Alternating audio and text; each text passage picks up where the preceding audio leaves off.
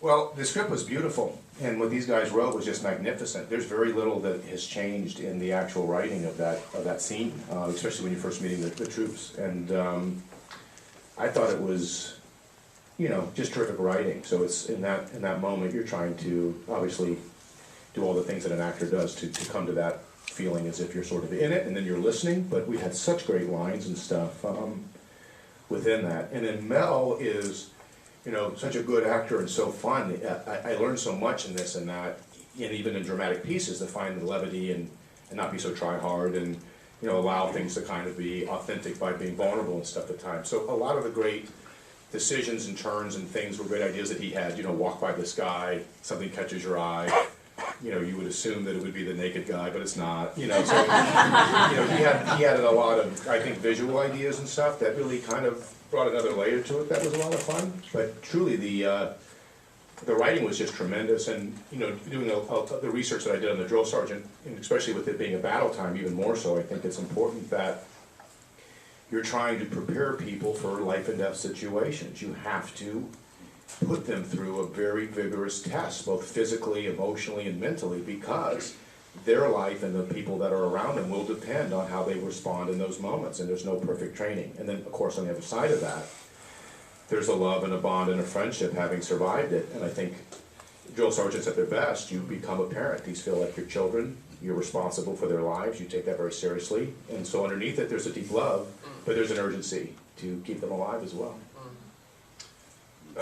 Towards the boot camp, yeah, it was kind of, we had about a week where really we kind of all just crammed, you know, from kind of 9 o'clock in the morning till 5 o'clock in the afternoon with a great guy, John Isles from Australian Special Forces. It was amazing. He's done a lot of work on films and stuff. I think he's still an active member of the forces in Australia. And I mean, it was necessarily doing everything at boot camp, but knowing what we needed to know and really drilling that in. And you know, that's from, you know, even like holding arms and stuff like that. But I mean, it helps when every single person, every bloke involved in that unit is all on the same team, and everyone knew the kind of heightened kind of story that we're telling, and so everyone was completely committed, and that makes it very easy to learn stuff and become closer, even in that week that we had to kind of do it. Yeah, it was just everyone kind of cramming for a test, really, in that idea, and everyone did their homework and showed up to class ready to learn. So we were all excited about learning this and doing it to the best of our ability. I think one of the, just to add to that, I think one of the reasons why the film works on an emotional level is because of the bond that all of the young actors in the barracks created, and you can feel the devotion to each other, led by Vince. As he said, throughout the mockery, there was this thread of love underneath every single piss take moment. He was doing it because he loved us, and you could feel it through Vince's spirit and how he created Sergeant Howell.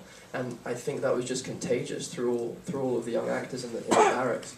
And one of the most moving scenes to me that just makes me cry uncontrollably every time I see it is after the first assault, and you have those I think it's 5 or 6 soldiers, including Mel's son Milo, and they're in this foxhole, and they're naming names, and I think Ghoul chokes on the name that he names. I wasn't even thinking about it. I just lose my mind because it's just young boys who love each other and who have no idea what they were about to face, and it's a real testament to their ability as actors. You know, Luke and all the young Aussie guys in those barracks, and the devotion to each other and to creating true bonds of love. Because otherwise we don't care. They made us care a lot. There was a question right here. Hi, this question's for Mr. Gibson. I'm wondering why you didn't give yourself a role in the film, and also if you could talk about the the rest of the people you decided to cast. I mean, it's a great cast. Yeah, fantastic. I mean, look, I think the contribution made by everyone in this cast was, I think it's the best work any of them have ever done. And I was really proud and pleased to be able to sort of stand back and watch it happen. And they had to tread some fine lines here. I mean, Vince and And our adorable young friend here, Sean Bean Jr. Luke was like, I mean, they fine lines they had to tread because they weren't necessarily doing things to make you like them. But they eventually, and you could see it very subtly done too, the turn of Alderman and to Desmond, whom they sort of at first despised and ridiculed, and you could see it happen, and it was very subtle. So it was deftly done by all the performers.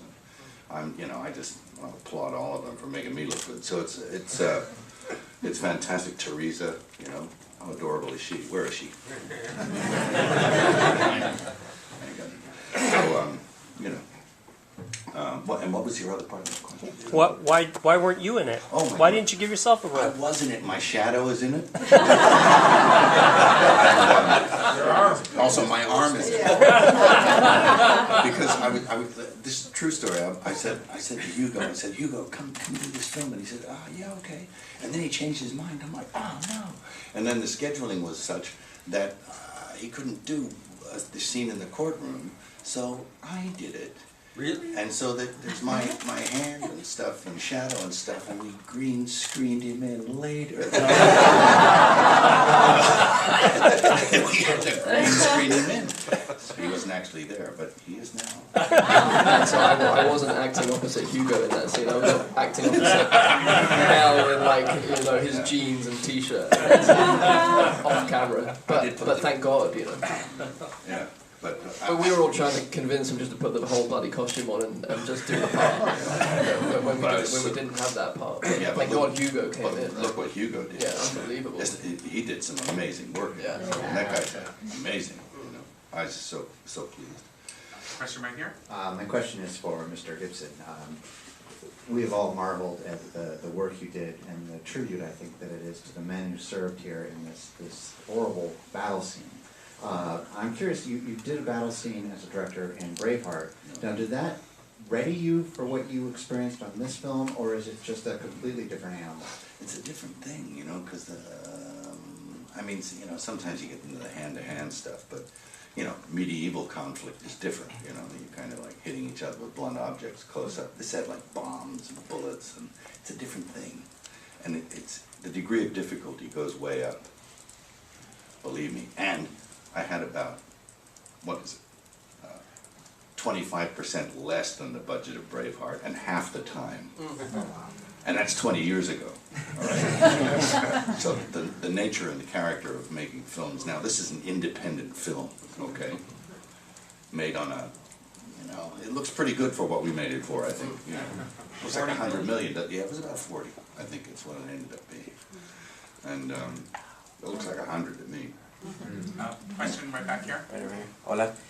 Just to borrow a term from one of Vince's classics, you're all so money. So money. And Teresa, you played such a great Dorothy. What was it like to play the anchor, the woman behind this man? Firstly, I think just to be a part of a film that I knew had the ability to affect positive change in the world was such a blessing in and of itself.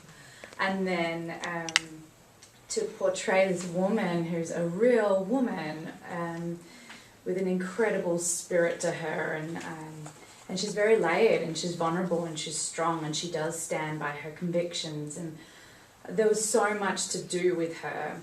But truly my focus was bringing to life this love, this romance between these two people. And I'd heard so many stories about their love and just how fierce that was and how committed it was. So I think there was actually a lot of self-imposed pressure to play her in a way that did the story justice.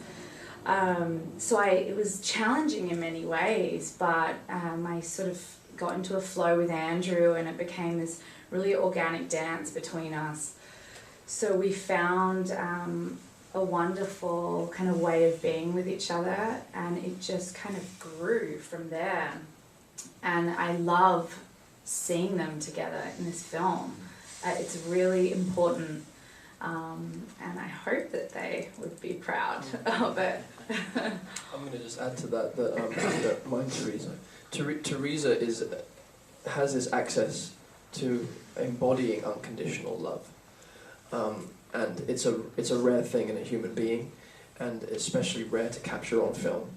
And in every moment with Teresa playing this part, I felt like I could do no wrong as a man, as a husband, as a terrible kisser, as a it didn't matter. I knew that no matter what, and the scene which I think she so profoundly nails in the prison when she comes to visit Desmond, she fills that small room with love that's threatening to break down those stone walls. That's what my experience of being in that scene with her.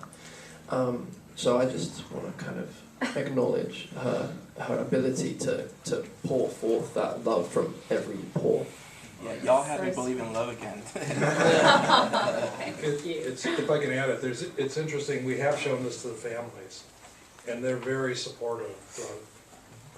Dorothy's niece said, what she said to me was that when she saw it, it's what she saw the love in her aunt and uncle, and imagined what they were like when they were younger and in love. And we took it back to Seventh-day Adventist, where Desmond, lived, and to a man, including Desmond's son. Yeah. They think that what Andrew brought to life in Desmond, respected him and brought him to life in a way they didn't think was possible. Yeah, I talked to Desmond's junior. He said that man was my dad. Wow. He was like totally blown away by him. And I spoke to him for an hour, and I was like eating it up, going, yeah. It's true, Andrew did he inhabited that character very truthfully, and he's the kind of film is riding on his shoulders, so. Great job. One of the things I actually really love about the film, which Robert had right from the start, is it's actually fairly languid to start with. It could almost be a 40s or a 50s film with Jimmy Stewart or Gary Cooper. What it does is, one, allow you to understand the characters, but two, lull you into a world and then shock you with a modern sensibility about war. And I think it's the contrast of both those worlds that these guys did so brilliantly. And then Mel puts you right in the middle of horror. You get what that world was like then. One of the most flattering comments I got after people saw the film, they were like, wow, this is the way people used to make films. And I'm like, well, yeah, you mean like the 30s or 40s? And they said, no, the 80s.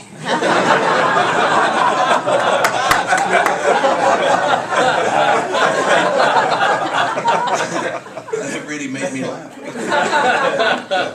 But I don't think they were kidding around. A question right here. Wonderful film, and in one of my columns I too already listed it as the best film of the year. But I wanted to ask you, how long was your shoot? And also in reading the notes, I was kind of tickled when I read that if you didn't like how a soldier particularly was in the war scene, that you actually jumped on the ground and showed them what to do. Oh, gee, I don't know. I've spent a little bit of time crawling around, getting dirty. I'm too old for this stuff, right? I was running back and forth, and I slipped on some thing, I just killed myself. But all of a sudden, guess who was there to save me? Are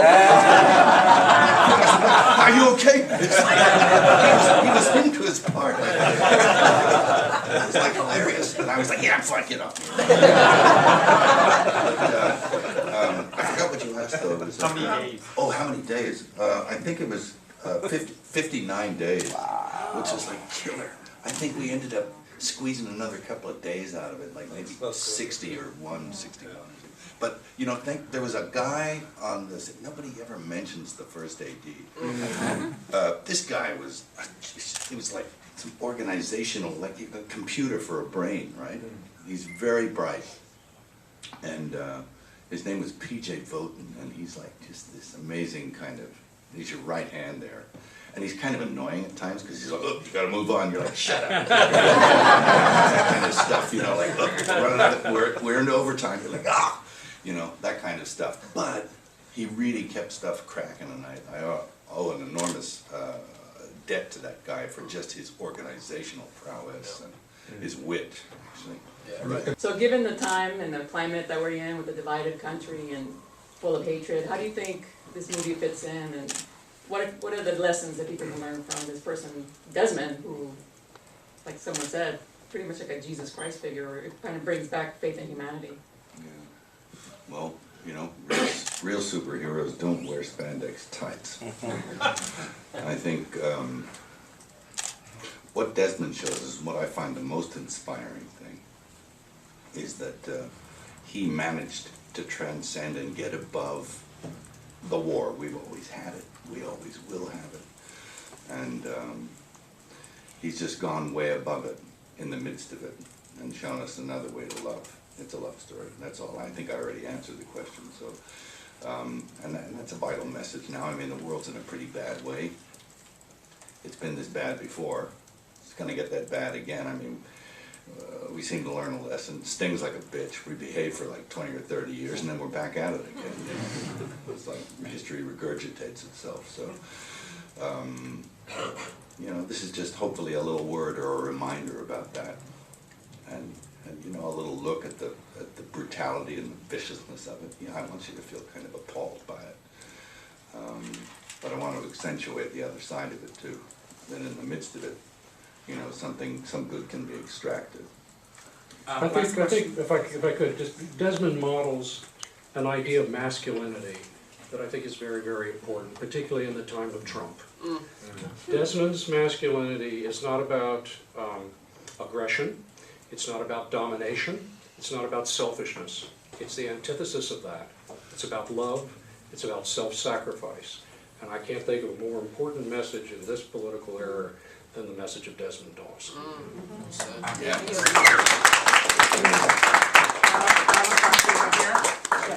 That's from a Trump supporter. See me afterwards. He's conflicted, man. I have a question about the authenticity. I imagine a lot of World War II history buffs are going to watch this. How did you do your research to make sure that it was accurate historically? Who are we asking? The writers. Andrew, probably. Well, we had of course the transcripts of the very excellent interviews that had been done with Desmond, and then I think Andrew and I, you know, both dive deeply into the military records which are available. There's a lot been written on the Okinawa campaign and on medics and military. There's a lot of information available out there. And all of which Bill sent me every night at about 3 o'clock in the morning. and we certainly took advantage of that because we wanted to be accurate. We wanted this.